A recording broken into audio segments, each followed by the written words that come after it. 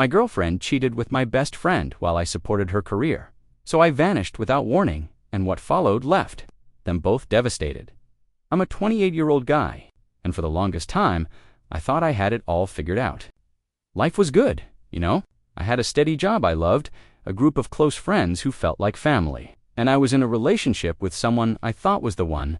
Her name's Lisa. We met about 2 years ago, and from the moment we started talking, it felt like everything just clicked. She was smart, funny, and driven everything I had ever wanted in a partner. But it wasn't just her charm that pulled me in. It was the way she made me feel, like I was important, like I mattered. In the beginning, our relationship was effortless. We bonded over the simplest things: late-night movie marathons, laughing about stupid inside jokes, and talking about our dreams for the future. Lisa wanted to build a successful career, and from the very start, I made it my mission to support her. If she needed help with her work or had late-night meetings, I'd be there with a cup of coffee and encouragement. I took pride in putting her needs before mine, believing that it was my role to be the one she could always lean on. I was all in at first. It felt like a dream. I was happy, and so was she. Her ambition was contagious, and I admired how driven she was to carve her own path. I didn't mind being the guy in the background supporting her, because I believed in her. Hell, I was proud of her. I genuinely thought that our love was built on mutual respect and understanding, that we were a team. We had this rhythm, this unspoken agreement. I was her rock, and she was my everything.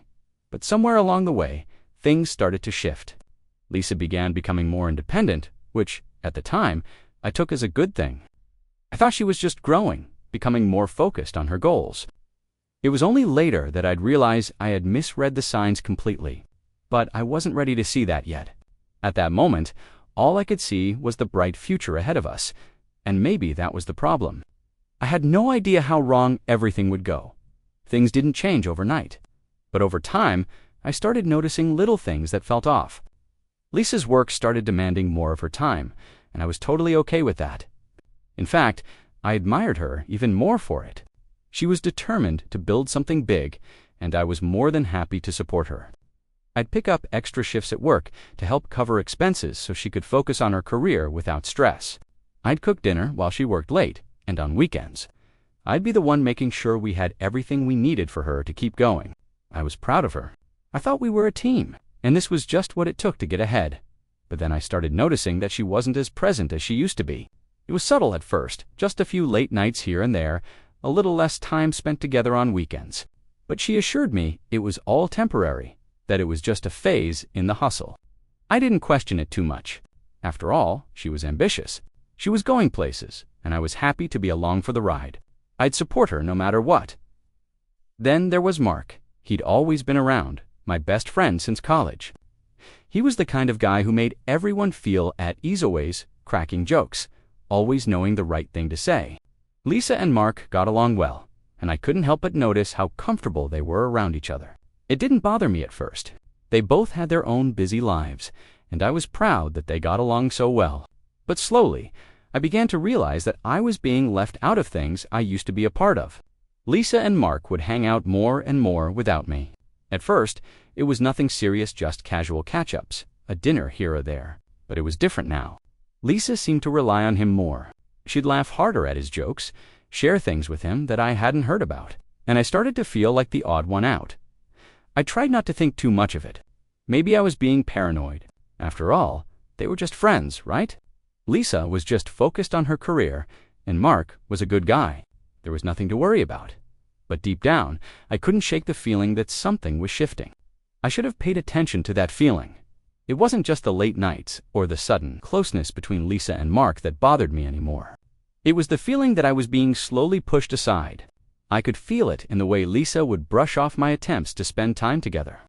"I'm just so swamped with work right now, babe," she'd say. "I promise we'll have time soon." But soon never came. I'd ask about her day, about the meetings, and she'd offer me only surface-level answers. The same questions I'd been asking before seemed to irritate her now, like I was intruding on her space, on her focus. One night, after a particularly long shift at work, I got home late, hoping we could finally have a quiet evening together.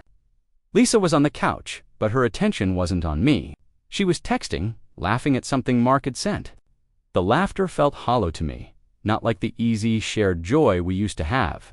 I stood there, watching her, my heart sinking. The room felt colder than it should have. I tried to shrug it off, but the knot in my stomach tightened. "Who are you texting?" I asked, trying to sound casual, but I could hear the slight edge in my voice. She looked up, startled for a moment, before flashing me that smile, the one that always made everything seem okay, even when it wasn't. "Oh, it's Mark. He's just sending some funny memes." "You know how he is," she said, dismissing it. She didn't even notice the way my chest tightened. I nodded, forcing a smile. I felt like I was staring at the person I thought I knew, but she was starting to feel like a stranger. I should have said something then. Should have asked her what was really going on. But I didn't. I convinced myself I was just being paranoid. She was stressed. She was busy. I was just being the overthinking boyfriend, nothing more. But the truth was, something had shifted. And as the days went on, the more I tried to ignore it, the more I started to see that maybe, just maybe, I wasn't imagining things.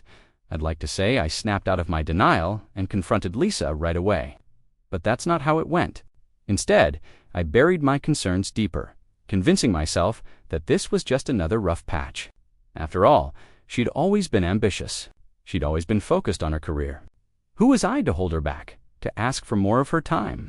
I rationalized it, telling myself that I had to be the supportive boyfriend. I should have been proud of her success. But even as I tried to convince myself of that, a growing unease settled in. One evening, I was hanging out with my buddies, having a few beers after work, when I got a message from Lisa. I opened my phone, thinking it was her, checking in, asking how my night was going. Instead, it was a photo of her and Mark at a rooftop bar, laughing and holding drinks.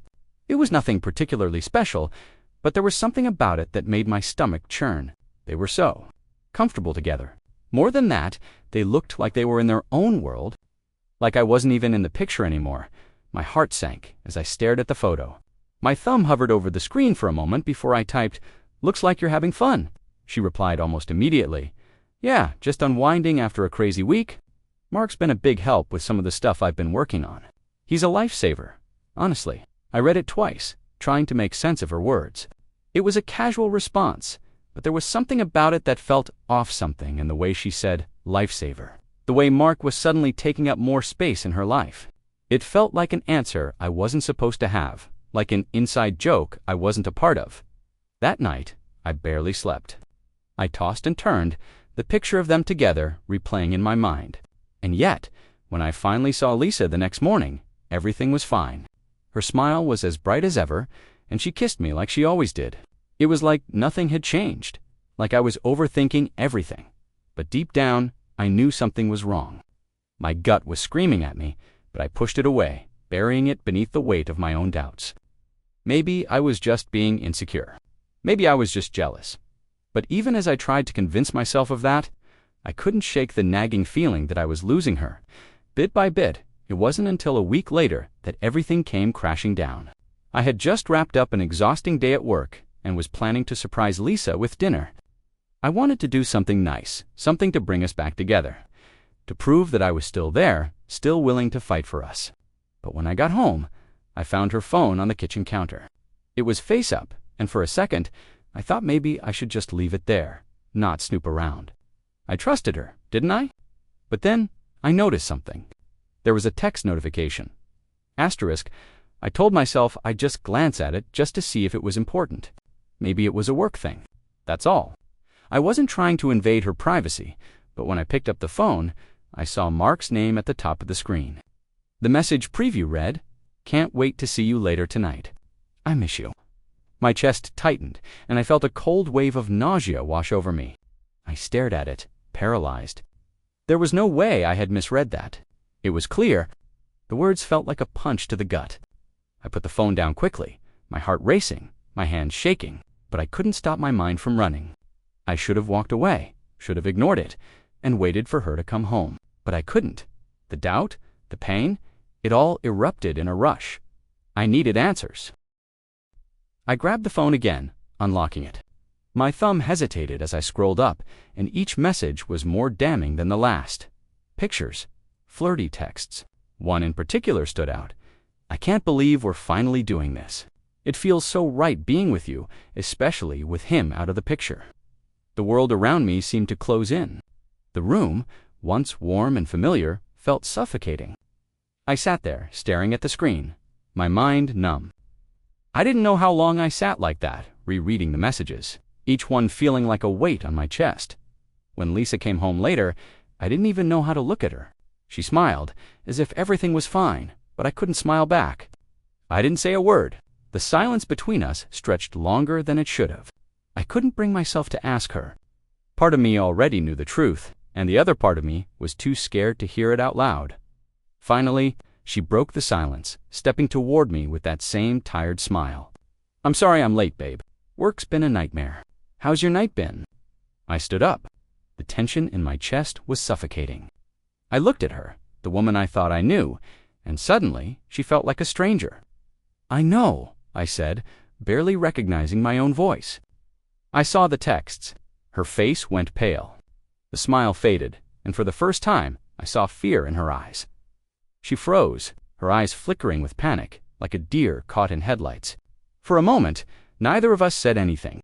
The air felt thick, suffocating. I couldn't look away from her face, searching for some sign, some hint of remorse. But all I saw was guilt and fear. "You've been seeing him behind my back," I said, my voice cracking despite myself. I hated how weak it sounded, but I couldn't help it. Every word felt like it was tearing me apart. "Mark, how long has this been going on?" Lisa opened her mouth, but no words came out at first. She looked down, wringing her hands together, her eyes darting around the room like she was searching for an escape. It felt like she was avoiding the truth, avoiding me. I didn't mean for this to happen," she said finally, her voice shaky. She looked at me, but her gaze was empty, as if she couldn't even bring herself to face the damage she had caused. "I never wanted to hurt you. You know that." I felt my hands ball into fists at my sides, the betrayal surging through me. "You didn't want to hurt me? Lisa, you've been sleeping with my best friend for who knows how long, and you don't think that's hurting me?" I couldn't stop the anger from rising, like a fire I couldn't put out. Her eyes watered as she stepped toward me. "It was a mistake," she whispered, her voice barely audible. "I didn't want this to happen. It just ... did." I laughed bitterly, the sound almost foreign coming from my own mouth. "A mistake? You don't get to call that a mistake, Lisa. A mistake is spilling coffee on your shirt. This is deliberate. You and Mark, you've been planning this. How long, huh? How long were you going to keep this from me?" Her face crumpled, and she took a step back. "I'm so sorry. I never meant for it to go this far." She reached for my arm, but I pulled away, my whole body tensing. "Please, just listen. I listened to you for months," I shot back, stepping away from her. "I trusted you. I supported you. I was there for you every damn day. And this is what I get in return. Lies, betrayal. A second chance that doesn't mean anything." She looked like she was about to say something, but I didn't want to hear it. Not anymore. Every word she spoke felt like it was just another excuse, just another way to minimize the damage she'd done. I couldn't stand it. "I don't want to hear it," I muttered, my voice shaking with anger and heartbreak. "I want you to leave." The words felt like they cut through me, but they had to be said. For a moment, she just stood there, her mouth trembling. But then, with a look of resignation, she turned and walked out of the room without another word as the door slammed shut behind her. I collapsed onto the couch, burying my face in my hands. The weight of everything hit me all at once. The lies, the betrayal, the realization that the person I had given everything to had just shattered me. I didn't know how long I sat there just staring into the empty space, feeling more alone than I ever had before. But as the silence stretched on, I realized something. I didn't need her to validate me anymore. I didn't need her at all. And in that moment, a new feeling bubbled up from within me, anger. This wasn't just about her betrayal. This was about taking back control, about reclaiming the life I had lost in her shadow. I stood up, wiping my eyes, and made a decision that would change everything. The next few days felt like a blur. Lisa didn't try to reach out, not immediately. I think, deep down, she knew that whatever she was going to say wouldn't fix the mess she'd made. And part of me wanted to hear her out, to give her a chance to explain. But another part of me, the part that had been betrayed, didn't want to listen. I went to work, kept my routine, but everything felt different. My world felt off-kilter, like I was walking through a fog, just going through the motions. The anger and sadness would hit me in waves, and I'd find myself staring at the wall, trying to distract myself from the storm in my chest. One night, after a long shift, I came home to find Lisa sitting on the couch. The place felt eerily quiet to quiet. She was there, waiting for me. She had her phone in her hands, but she wasn't looking at it. She was looking at the floor, like she couldn't bring herself to meet my eyes. "I'm sorry," she said, her voice barely above a whisper. I didn't say anything at first. I couldn't. It wasn't even the apology that I wanted anymore. What was the point? The damage had already been done. "Don't," I finally muttered. "Just don't." I felt my chest tighten as I stood there in the doorway, the place we'd built together now feeling foreign, empty. It was like I was seeing everything for the first time. The pictures on the walls, the old notes we'd left each other in the kitchen, every single thing in this apartment had been a lie, a constant reminder of a trust that was now shattered. "I didn't mean to hurt you," she said, standing up and taking a step toward me. I was confused. I never wanted this to happen. I turned away, not wanting to hear it anymore. "It's done, Lisa," I said flatly, the words tasting bitter on my tongue. "You're not the person I thought you were." The silence that followed felt deafening. I looked at her, her face tear-streaked, and for the first time, I realized something. I didn't feel pity for her anymore. I didn't feel anything for her. The girl I had loved, the woman I thought I knew, had disappeared behind a mask of lies and deceit, and I couldn't keep living in that illusion. "I can't do this anymore," I said, my voice barely steady. "I'm leaving. I can't stay here pretending like everything's okay." I grabbed a duffel bag from the closet, one I'd packed earlier that day without even fully realizing it. I threw a few clothes in, nothing extravagant, just what I needed to get out of there. As I zipped it up, Lisa stood there, watching me, her eyes wide with disbelief. "You're really leaving?" she whispered, almost pleading. "After everything we've been through." I paused, my back to her, taking in a shaky breath. I turned around slowly, looking her in the eyes for the first time in days. "I can't be with someone who doesn't respect me," I said, the words feeling heavy but true. "I thought I meant something to you, but I guess I was just the guy you leaned on while you figured out what you wanted. I'm done being someone's second choice." Without another word, I walked out. The door slammed behind me, and I didn't look back. The city was cold that night, but it was nothing compared to the numbness I felt inside. I didn't know where I was going, but I didn't care. All I knew was that I had to get away from her, from the life I thought I knew. It was time to start over. I wasn't sure what would happen next, but for the first time in days, I felt a sense of clarity. I was no longer bound to the past. The first few days after I left, the silence was deafening. I didn't hear from Lisa. I didn't expect to. Honestly, part of me was almost relieved. I'd convinced myself that I needed space, that I needed time to figure things out. But deep down, I knew I was avoiding something. Avoiding her. Avoiding the weight of the betrayal. But then, after a week of living in the apartment I'd rented, small, bare, no pictures on the walls, Lisa finally reached out. I had been staring at the ceiling, trying to distract myself from the thoughts I couldn't escape, when my phone buzzed. I didn't recognize the number at first, but then I saw the message pop up on my screen. "Can we talk?" "Please." It hit me like a punch to the gut. I felt the familiar sting of anger rise, but I also felt this strange, unexpected sense of guilt. It was ridiculous. She was the one who betrayed me, but somehow, the idea of hearing her voice again felt like I was stepping back into quicksand. I didn't respond immediately. I couldn't. Part of me wanted to pick up the phone and yell, demand answers, ask why. But I didn't. I just stared at the message, unsure of what to do. The next day, another message. "I know I hurt you. I can't fix this, but I need you to know I'm sorry. Please, I need to see you. Can we meet?" By the time I finally responded, I had been pacing the apartment for hours. My mind was torn. Should I give her a chance to explain herself? To apologize? Or was that just me giving her another shot at making me feel small, making me feel like the fool? I wasn't sure anymore. "I can't do this, Lisa," I finally said, my voice steady, though my insides were churning. "You broke my trust, and now you're asking me to believe that you're sorry. You don't get to break me and expect me to just come back.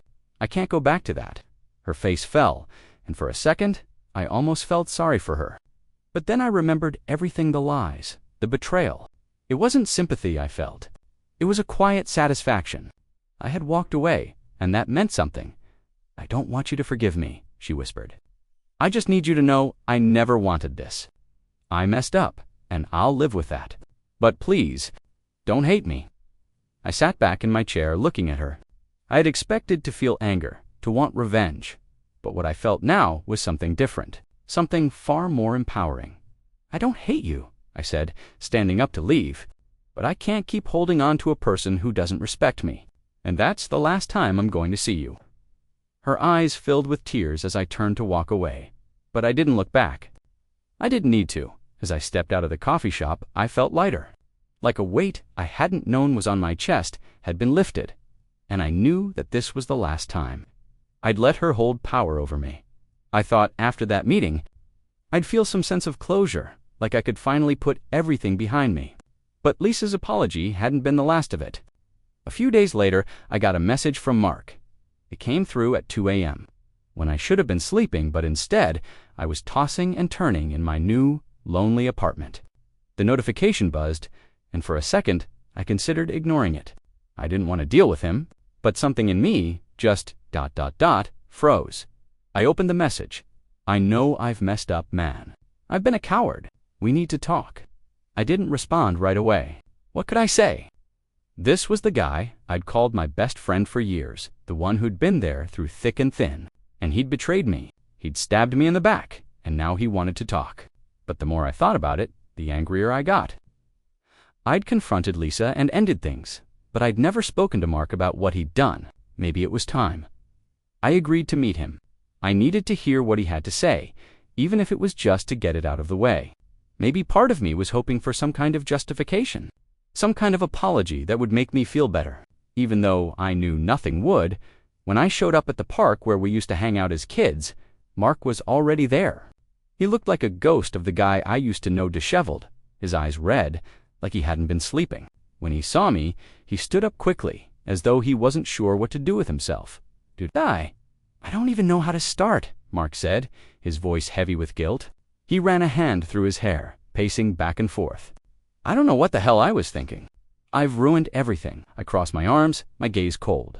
I couldn't bring myself to feel sorry for him. Not yet.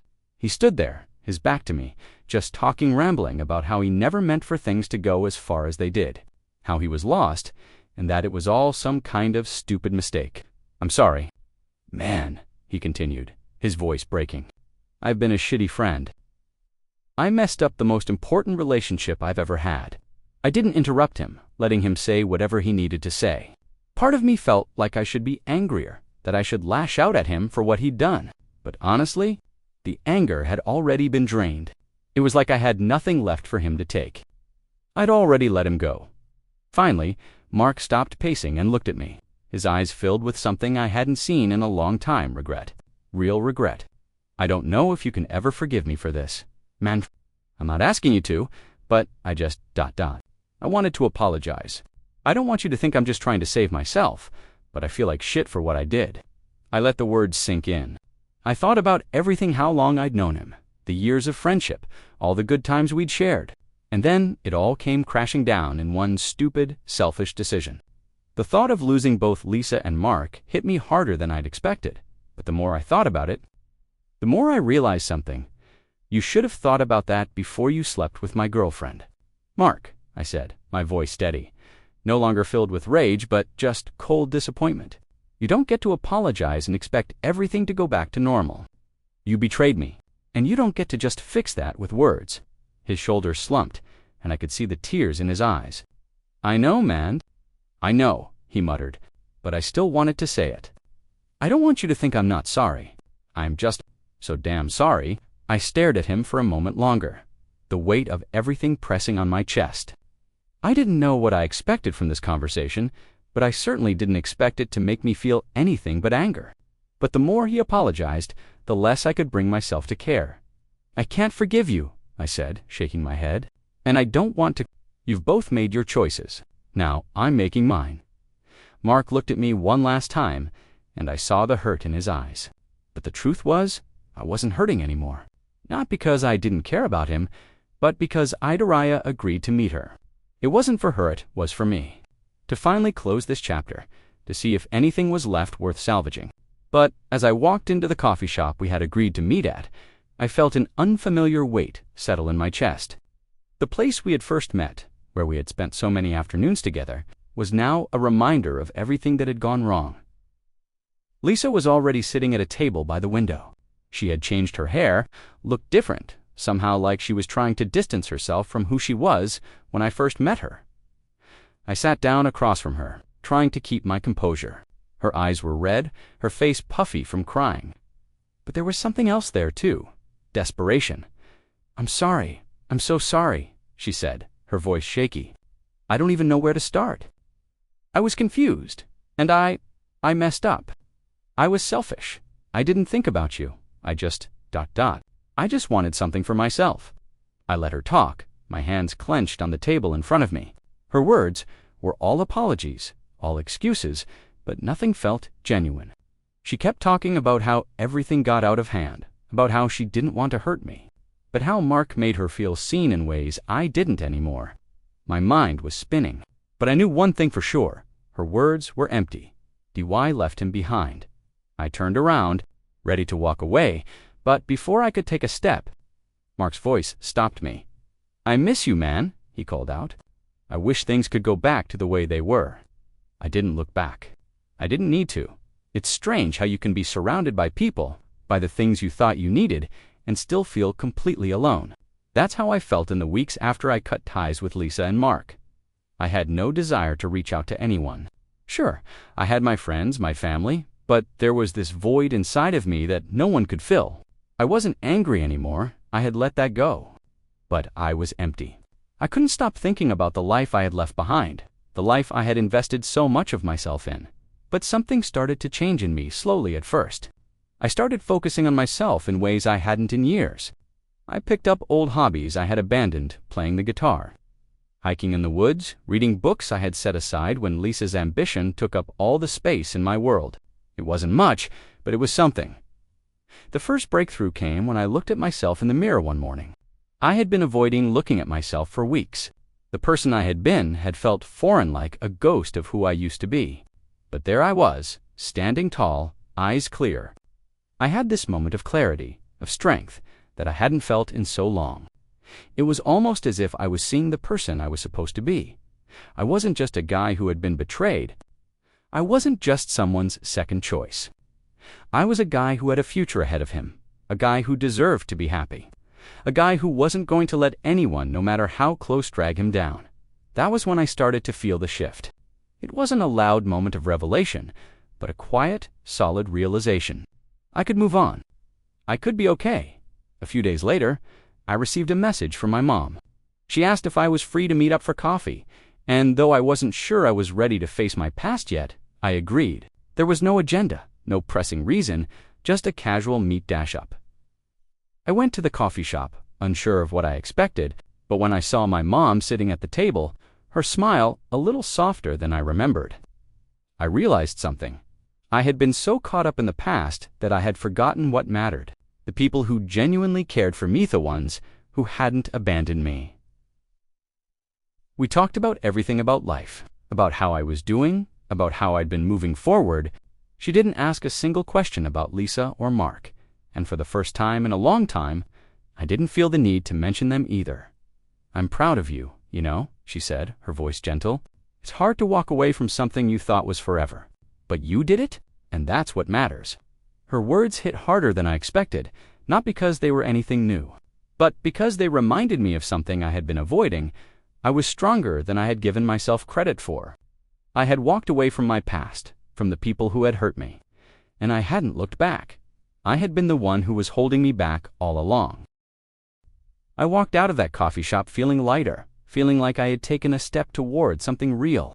I didn't know what the future held, but for the first time in months, I was excited to find out. That night, I sat down and wrote in my journal. I wrote about everything I had gone through, the pain, the betrayal, the regret. Then I wrote about the lessons I had learned, about how I didn't need anyone to validate me, about how I had the power to rebuild my life, On my terms, and for the first time in a long time. I knew I would be okay. I thought I was done with Lisa and Mark. I thought I had closed that chapter, that I had moved on. But life has a funny way of throwing curveballs when you least expect it. It was about a month after my coffee with my mom when I got a text from Lisa. I hadn't heard from her since the day I walked out. And to be honest, I hadn't been looking for any kind of contact. The message was simple, just a few words. Can we talk? My stomach clenched. I didn't know what to feel anymore. I wasn't angry, but I wasn't sure I wanted to hear what she had to say either. I'd been working so hard to rebuild my life without her, to focus on moving forward, and now she was pulling me back into the past. I thought about ignoring it, but something in me told me I had to face this. I didn't owe her anything, but I had to put the final nail in the coffin. So I agreed to meet. We set up a time at a park-a-neutral place. When I showed up, she was already sitting on a bench, her back to me. She looked different, not physically, but emotionally. There was no bravado, no fake confidence like I had seen the last time I saw her. She looked small, vulnerable, like the woman who had once been my world as I approached. She turned around and stood up, her eyes filled with something I hadn't seen in her before. Regret. Real regret, hey? She said, her voice low. I didn't know if you'd actually show up. I nodded, my hands shoved deep into the pockets of my jacket. I didn't know either. There was a long silence between us, the kind that you can't fill with words. We both stood there looking at each other, unsure of how to begin. Finally, Lisa broke the silence. I've been thinking a lot about what happened, about how I treated you, she said, her voice barely audible. I don't know if I can make up for what I did, but I needed you to know that I'm sorry. For everything. I wanted to say something, but I didn't know what. It wasn't that I was still angry. It wasn't even that I was still hurt. I had moved past that. But hearing her say it now, after everything, felt so empty, so hollow. She was sorry, but I wasn't sure it mattered anymore. I don't need your apology, Lisa, I said, my voice steady. It's not going to change anything. She looked like she was about to say something else, but then stopped herself. She nodded slowly, as if finally accepting the truth I had known for months. I just wanted you to know, she whispered, that I never meant for it to go this far. I wish I could take it all back. I felt a pang of something, maybe nostalgia, maybe sympathy. But it didn't last. I wasn't the person I had been when we first met. I wasn't the person I had been when I was trying to fix everything for her. I was someone new now, and that person didn't need her anymore. Lisa, I said, my voice firmer than before. I let you go a long time ago. I'm not angry. I'm not hurt. But I'm done. I need you to understand that. Her face fell, and for a brief moment, I almost felt like I should comfort her. But I didn't. I couldn't. Because the person I was now, the one who had walked away, the one who had taken control of his life, wasn't going to let her back in. Not like that, I know, she said quietly, and for the first time, I saw something different in her eyes. She was finally letting go too. I guess this is it then, she said, her voice barely audible. I nodded, not sure what else to say. I turned and began walking away, not looking back. But as I walked, something unexpected happened. I felt free, no longer weighed down by the past, no longer tied to the pain they had caused me. I was free to go in any direction I wanted now. And that, more than anything, was the closure I needed. The days after that meeting were quieter than I expected. I kept to myself, focusing on the life I was building, one that didn't include Lisa, Mark, or the ghosts of the past. It wasn't easy, of course. There were days when the weight of everything still lingered, when memories of them of Oostride to creep back in. But with each passing day, I felt stronger, more grounded in who I was becoming. I started going to the gym more regularly, pushing myself to get stronger physically, just like I was mentally. I got into the habit of waking up early, drinking my coffee, and reading books that I'd left on the shelf for too long. I rediscovered hobbies I'd once enjoyed, and through all of that, I began to realize how much I had neglected myself in the pursuit of someone else's happiness. But more than anything, I began to value my own company. I stopped relying on other people to complete me. I was finally learning to be whole, to be okay on my own. It felt ... empowering. One afternoon, I went for a long walk through the city. The sun was setting, casting a warm golden glow over the streets, and for the first time in a while, I felt at peace. As I walked, I thought about how far I had come since that night I walked out of the apartment. I thought about how easy it would have been to fall back into old habits, to forgive Lisa and Mark, to slip back into that toxic cycle of doubt and dependence. But I hadn't. I had walked away, and I had kept walking. There were no more tears left for them, no more questions, no more wondering what could have been or why it happened. I had closed that door completely, and I was moving forward as I turned the corner. I ran into one of my old friends from college. It had been months since we last saw each other. We stopped and chatted for a few minutes, catching up on life. It was nice to see him, and for the first time in a while, I realized that I was no longer just the guy who got cheated on. I was myself again. We said our goodbyes, and as I continued on my walk, I thought about what it meant to truly move on. It wasn't about erasing the past, it was about not letting it define me anymore. The betrayal, the hurt, the anger, they were all part of the story, but they didn't control the narrative anymore. I wasn't bitter. I wasn't angry. I was stronger. I was healed as I stood at the edge of the park, looking out at the city skyline. I felt a sense of peace I hadn't thought possible. The future was wide open, and I had the power to shape it. I didn't need Lisa. I didn't need Mark. I didn't need anyone who wasn't willing to treat me with the respect I deserved. For the first time in my life, I understood that I was enough. I didn't need anyone to validate me or fix me. I was already whole, and as I took a deep breath, ready to step into whatever came next, I felt a sense of freedom that I had been searching for all along. This was my life now, and it was mine to live.